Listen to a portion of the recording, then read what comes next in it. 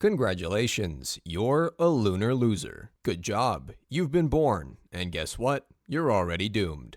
Not in some nice, breathable paradise with birds, trees, and gravity that doesn't make you look like a wet spaghetti noodle. Nope, you just spawned on the freaking moon. Welcome to your crater-riddled prison, where air is imaginary, the ground wants to kill you, and your childhood dreams of adventure, crushed under the cold, unfeeling weight of physics. Enjoy the view, it's the only one you'll ever get. Your first birthday gift? Immediate suffering. Right now, you're alive, but that's temporary. Your parents were smart enough to time your birth during the day, so it's a balmy 127 degrees Celsius outside. You know, the kind of temperature that fries eggs, melts plastic, and turns your human skin into regret. But wait, night is coming. And when it does, negative 173 degrees Celsius. That's colder than your ex's heart. If you step outside unprotected, you'll be flash frozen into a human ice cube before you even get the chance to say, oops.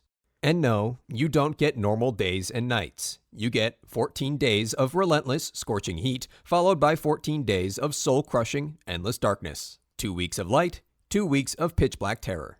Oh, your circadian rhythm? Gone. Your sleep schedule? Ruined. And your will to live? Rapidly declining. Breathing? That's a premium feature. Earth people, they breathe air for free.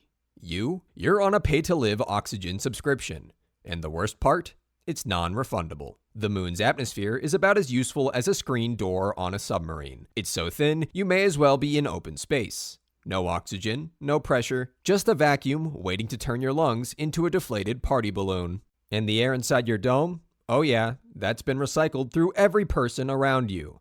Hope you like inhaling your dad's morning breath and your neighbor's farts. Miss a payment? Life support shuts off. Guess what happens next? You don't suffocate slowly. Oh no, the moon doesn't do gentle. Instead, the pressure drop makes your body swell like an overinflated water balloon. Your blood boils, your lungs explode.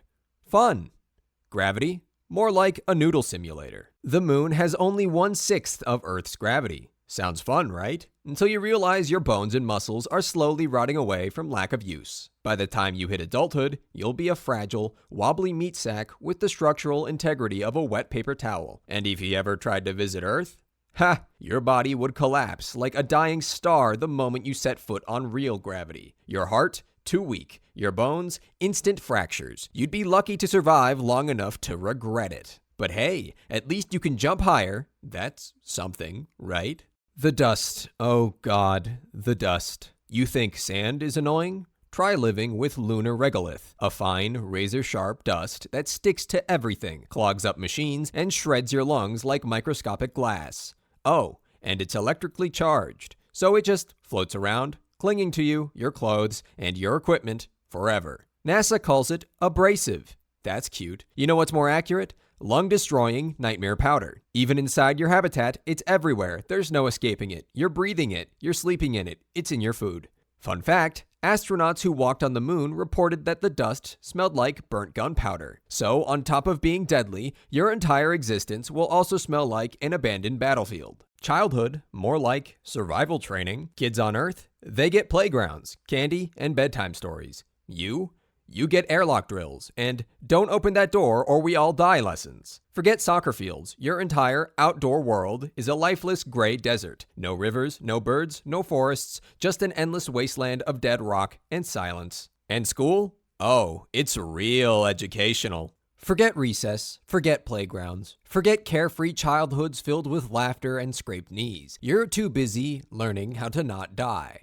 Instead of kickball, you get emergency depressurization drills. Instead of field trips, you get mandatory survival workshops. On Earth, a bad math grade means a disappointed teacher. On the moon, a bad calculation on oxygen levels means you've miscounted your own life expectancy. And let's say you screw up something more important, like, say, a pressure valve. On Earth, you get grounded. Here, your entire family gets forcibly ejected into space. Hope that equation was worth it. And pets? Yeah, not happening. No dogs to greet you at the door. No cat knocking things over shelves. No birds chirping in the morning. The only wildlife you'll ever experience is whatever microscopic bacteria is floating around in your recycled drinking water. Fun fact, you've probably been drinking the same water for years. Try not to think about it. Oh, and speaking of constant threats, let's talk about meteors. On Earth, when a space rock enters the atmosphere, it burns up in a cool, fiery streak across the sky. Beautiful, harmless, romantic. On the Moon, it just hits. There's no air to slow anything down, so even a rock the size of a marble slams into the surface with the force of a high-speeding bullet. Every single day is just another round of, will a space rock punch through the roof and instantly decompress our entire habitat? No warning, no defense, just instant structural failure and a violent, messy death. But hey, at least you don't have to do homework. Because if your school day goes really wrong, you won't be around to turn it in. Hope you like flavorless paste. Food. Oh, you mean nutrient paste? Because that's all you get.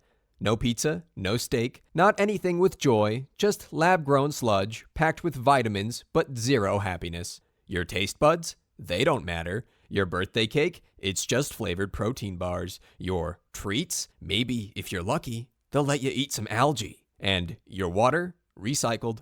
Every drop you drink has been through the entire colony at least 6 times. So yeah, you're sipping on reprocessed sweat and filtered sadness. Want to step outside? Hope you enjoy dying horribly. On Earth, stepping outside is as simple as opening a door.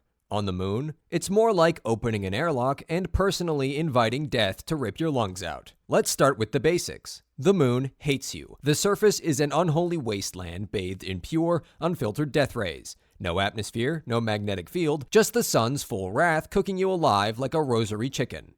Cosmic radiation is busy turning your cells into a cancerous disaster. SPF 1000? Cute. Try SPF doesn't matter, you're still screwed. But let's say you somehow dodge the whole slow radiation death thing. Great.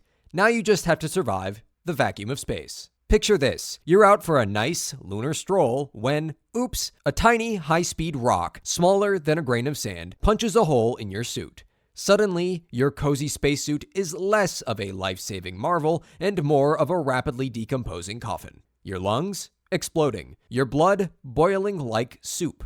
Your body swelling up like a grotesque balloon animal. And your survival time? About 15 seconds, give or take. Welcome to the Moon. You live here now. Oh, and Earth? That gorgeous blue-green paradise floating in the sky? Yeah, that's just a cruel, taunting screensaver you get to stare at every night. A distant world full of breathable air, fresh water, and people who aren't one cracked helmet away from a gruesome death. Meanwhile, you never asked to be a lunar prisoner. You never signed up to be a space orphan abandoned on a barren landscape. But here you are. No fresh air, no trees, no escape, just dust, radiation, and the constant nagging fear that one tiny mechanical failure means you're done. Disappeared, you might say. But hey, at least there's no traffic, no mosquitoes, and no polluted air. That's amazing, right? Not quite. Because guess what? You don't have breathable air either. Your entire existence is locked behind a premium oxygen subscription. And when that runs out, boom. Instant rest in paradise. Oh, wait, not paradise. Rest in lunar hell. My bad.